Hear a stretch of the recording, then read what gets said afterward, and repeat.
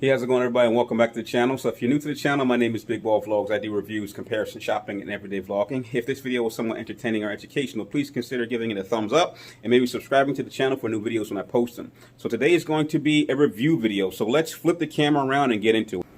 Okay, ladies and gentlemen, this is going to be another Amazon review on something I picked up for my reef aquarium. So if any of you guys are aquarium hobbyists out there, this is going to be something that you might be interested in if you don't already have one. This is the Epttech ATO system. If you are familiar with aquariums, you know ATO stands for Auto Top Off System.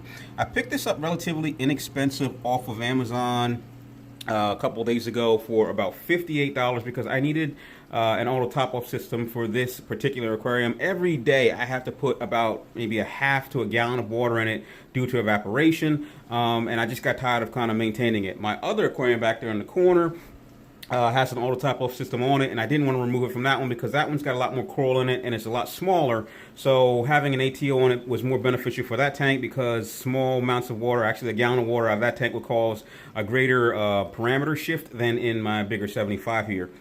So as I said, I picked this up off of Amazon for $58, and the reason I picked it up is because it seemed to have a lot of features, a lot of bang for the buck. So keeping within the theme of the channel, I was looking for something that didn't break the bank. There's a lot of different ATO systems out there. This one seemed to have a lot of features for low cost. It has pretty much optical sensors, two pumps, a lot of bang out of this one versus something that would cost a lot more that had maybe like a float sensor, didn't come with a pump.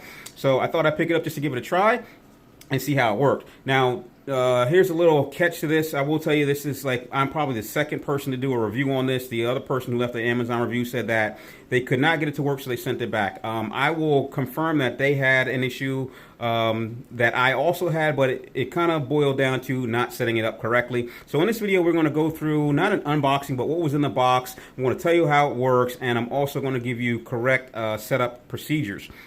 So let's take a quick look at the box itself. The box itself was pretty generic. There's no branding, no labeling on it.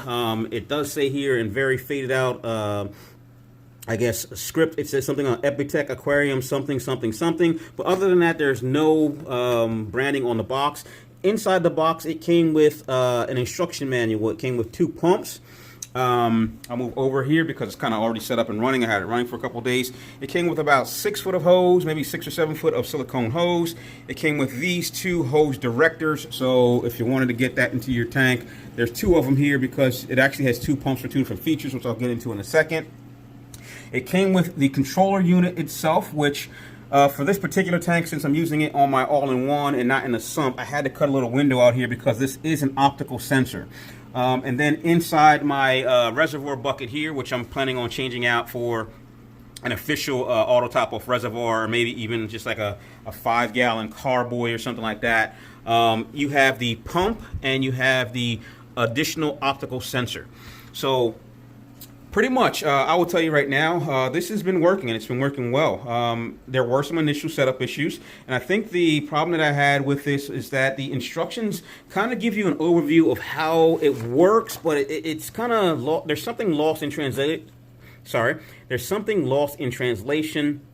And there's also just some things that are left out, which I had to figure out from playing with it and figuring out how, to get this thing from just constantly beeping like the person said on the Amazon review. It does give you a little bit of a troubleshoot here, but like I said, the troubleshoot is kind of like the translation of it kind of makes it a little bit difficult to understand. Like, for instance, it says red light, normal, working state. Normal is on, so if the red light is on, that means you have power, I guess. And it says display abnormal, so that's if something's wrong.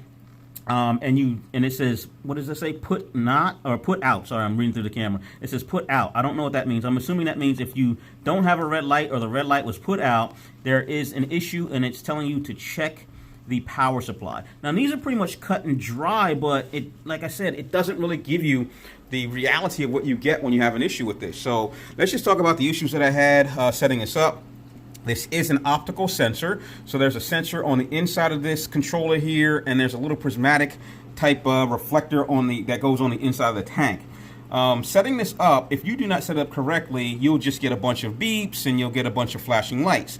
Now, when I say set up correctly, what you have to do is you have to set it up. You have to put it in the tank the way that it's supposed to be operating so that it can calibrate, and then plug it in. If you don't do that, if you don't have it level, if it's off and you plug it up, or if it's out of the water or too far under the water, because it also has the ability to pretty much set off the pump as a safety feature here. If the water level goes over top of the sensor on the inside, it shuts the pump off. You're going to get a bunch of beeps. If you have too much water, you're going to get a series of, I guess, warnings where these two pump lights are going to flash, and also this sensor light is going to flash in an L formation. It's going to go like this way. If you have the pump out of the water, or if you have the sensor out of the water when you start up and you plug it in, you're going to just get a bunch of constant beeps and flashes that won't go away until you unplug it and set it up the right way. So what you have to be careful of when you're setting this up is to get it into the tank in the as the instructions tell you, so that the water level is right at the top of the sensor on the inside of the tank. If it's underwater, it's going to automatically trigger when it does its calibration into some kind of fail-safe mode, and if it's out of the water, it's just going to trigger into alarm mode. Now, inside the bucket, like I said here, I have an additional optical sensor, which again, this is giving you a lot of bang for the buck for your reservoir. So if your reservoir is going empty, that sensor, once it triggers or once it's pulled out of the water, in fact, I could pull it out of the water right now just to show you. Hold on, I got to pull my sleeve up here. 2 seconds.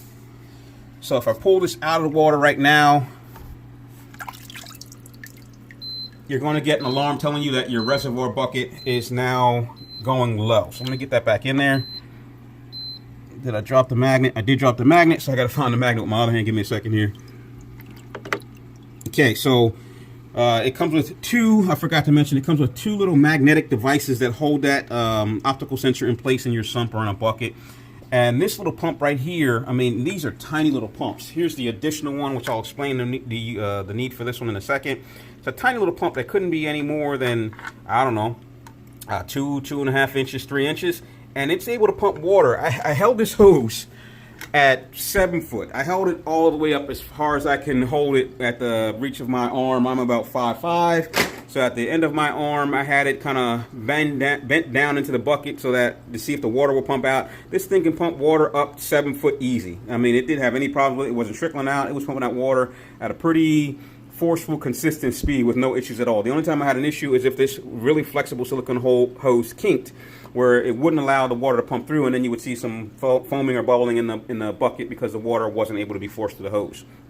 So once you get the hose set up, what you want to do is you want to kind of run it into your tank using these clips. And this is kind of hard to see, but I got the clip holding the hose, and then I got the hose kind of like tucked behind one of my return hoses here, so that it is not down in the return water. Because if it's in the return water and this happens to kick you on to refill your tank, when it cuts off, you've now started a siphon, which will backflow into your aquarium here unless you put some kind of check valve on it. So be cautious of that. Make sure that you don't have the hose down in the return water. Now, once you have it all hooked up, you have 2 options here. You have the option of using a straight refill like I have it set up right now, where pretty much what it's doing is just going to refill the tank as the water evaporates out of my sump on this all-in-one. As it evaporates out and it goes below this sensor here, pretty much once this is clear out of the water, it's going to start water pumping back into the tank.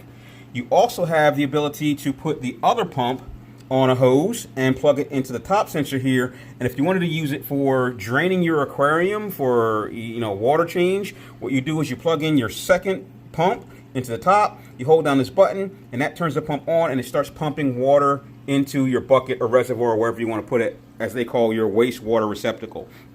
Now, here's what you want to remember, because I learned this not the hard way. Like I said, I learned this because I just happened to have the hose into my return here, and when this stopped pumping water in, it started to cycle back into this return bucket here. The secondary pump, which I put back here, I do not think, I just dropped my glasses, I do not think that is made to be a permanent fixture. Even though if you look at the instructions, it kind of shows you it as a permanent fixture, like here, where it says for draining, for automatic draining of your aquarium. If you leave this in the aquarium after you start pumping water out, this has no feature that stops the water from pumping or draining out of your tank once that pump turns off. So I think it's just an additional feature for, like I said, doing a water change, but there is no control unless you put a valve or something on this to stop water from flowing out of your aquarium once this pump cuts off. So you're going to at least need to break the siphon somehow, or put a valve on it if you plan on leaving it in your tank, so that when you want to turn it on, you can turn the valve on next and then pretty much pump water out of your tank. But I don't like that, because every now and then, you're in a rush, you forget to turn the valve off, and what you'll come back to, especially for me, I got a carpet here, you'll come back to a saturated carpet just because you missed a step by turning the valve off. So that is how you set this up. Everything right now has been working pretty much perfectly. Like I said, I took a risk on this because the initial review said it didn't work. And I usually, when there's only one review, I'm like, okay, it's kind of inexpensive, and I do need an ATO, and it seems like it's got a lot of features. Maybe I'll take a gamble on it because it's Amazon Prime, and if it doesn't work, I'll return it. And I think in this situation, that gamble actually paid off.